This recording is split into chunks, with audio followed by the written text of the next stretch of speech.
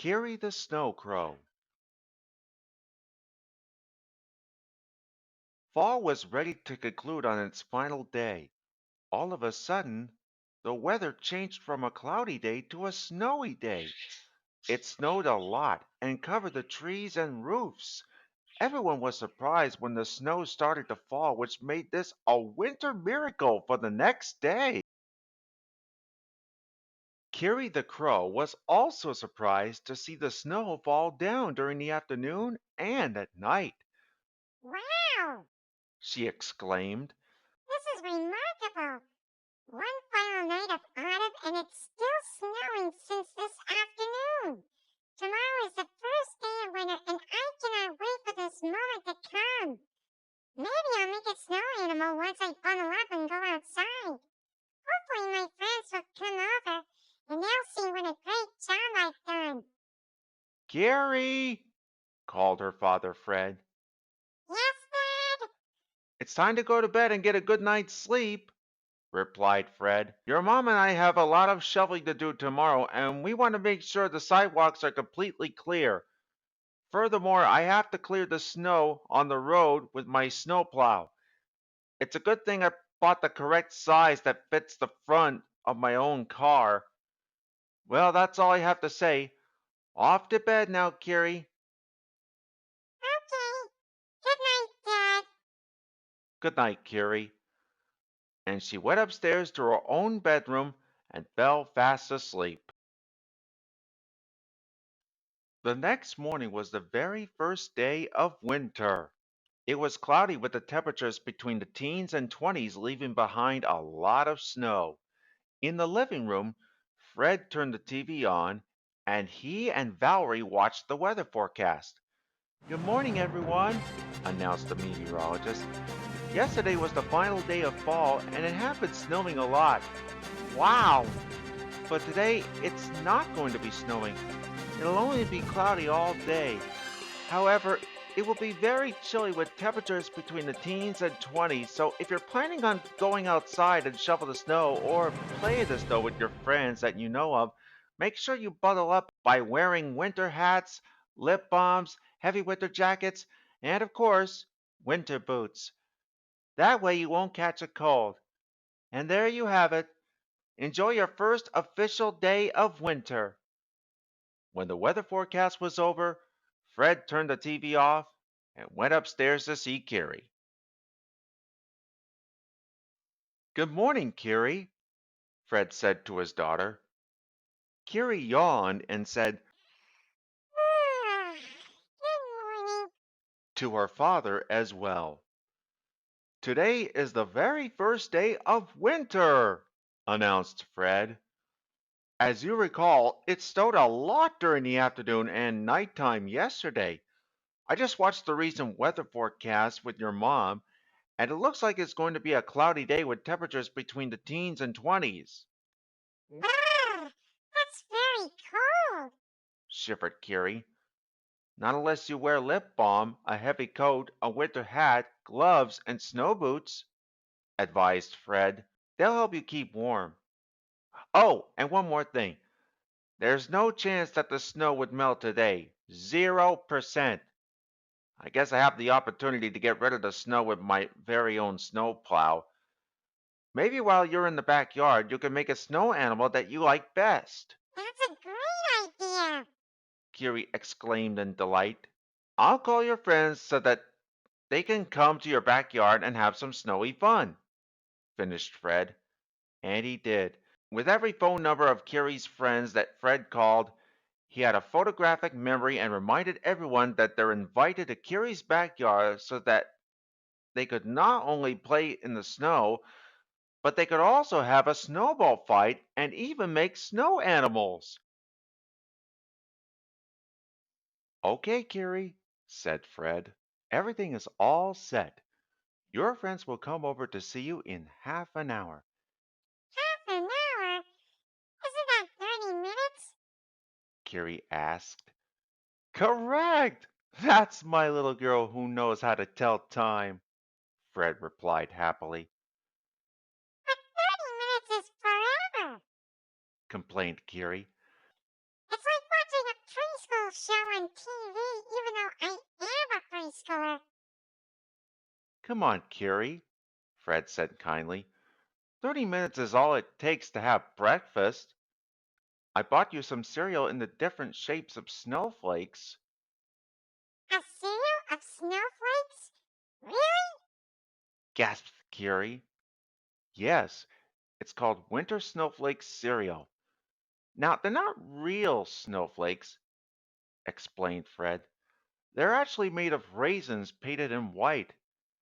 I can't let you eat real snowflakes from outside, especially those snowballs that are everywhere. Otherwise, you'll get brain freeze and a bad cold, Brain freeze? A bad cold? Oh no! Not that! Kiri cried. Then I suggest you eat your cereal, said Fred, and don't eat too much of it. So Kiri ate her snowflake cereal. Not too much and not too little, just the right amount. And she even drank her milk. After breakfast, Kiri washed her feathery hands for 20 seconds and then rinsed, took a nice warm bath for 5 minutes and then dried off, brushed her teeth for 2 minutes, put on her lip balm, and last but not least, she put on her warm clothes as well as her winter gear. She was all dressed and ready to play outside in her backyard full of snow, I'll be back soon. said Kiri the Crow, who was heading out the back door and into the backyard. Okay, Kiri, have fun, called Kiri's father, Fred. Don't stay out for too long. It's really cold out. No problem, Dad. I remember to put on lip balm as well as my winter gear. Oh, good for you, Kiri. And Fred closed the back door. Kiri was now outside in the backyard full of snow. She was thinking about what to do. Then she had an idea. I'm going to make a snow animal that resembles me. She said. With that, Kiri started working on her snow animal by using a lot of snow.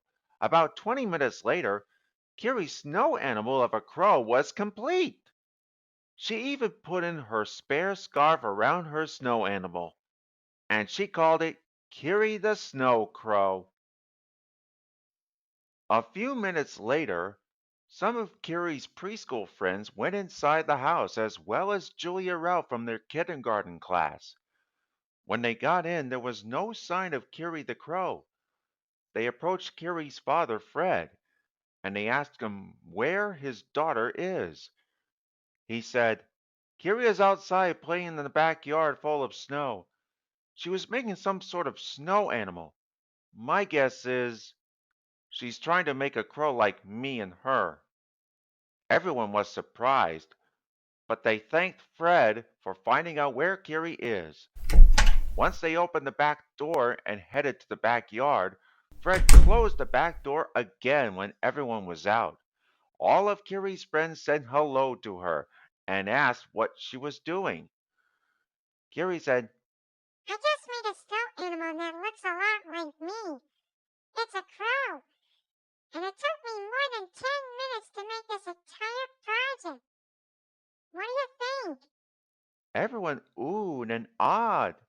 Then they all clapped and cheered, thinking that the snow masterpiece of Kiri the Crow turned out to be a work of art, Great job!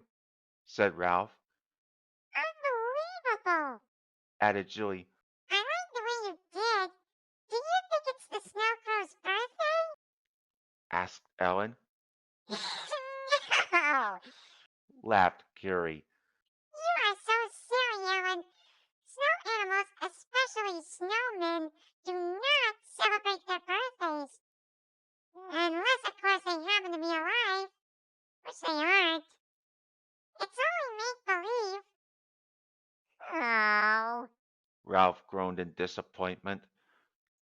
I wish your Snow Crow is alive. Most wishes come true, but not this time, Ralph. Replied Kiri. Maybe next time. I'm sorry.